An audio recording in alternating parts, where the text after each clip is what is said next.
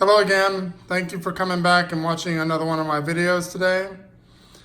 I want to go ahead and show you guys how you can use Apple Pay on your Apple Watch, especially with the new Apple credit card.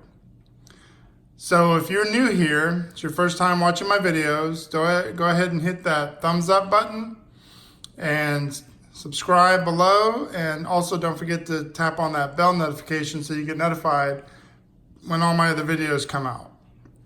So as you know, we have Apple Pay on our iPhones as well as our Apple Watches. And now with the new Apple credit card, we get the percentages, 2% for all Apple Pay purchases or 3% for all Apple product purchases. And of course you can use FaceID or TouchID on your phone to use Apple Pay, which in some cases you probably will have to do that. But in other cases, the easiest way to do it is with the Apple Watch, because the Apple Watch already has everything verified. All you have to really do, and there's actually two ways to do this. First way is when you're ready to pay at the terminal, you just simply move your watch close to the terminal and up should pop up your credit cards. Now that works sometimes, not all the time. So what I want to show you is another way that I use the most to ensure. And that is I use the side button right here. I double tap that, and of course that brings up my cards. And then I can simply slide across and see which credit card that I want to use. So in other words, you see I have the Apple card right here in the beginning.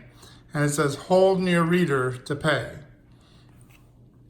Very simple, very fast, very easy, and I really like using it with the watch. Now, you understand that not every terminal is going to be very simple to use. And you bring up your card, you want a little check mark to go right underneath here. That means you're going to have to probably fiddle it around and kind of see where on the terminal it's going to pick up your card. Once you do, you'll see a little check mark, and then in your wallet app, you'll have all the information, what you purchased, where it was, and so forth.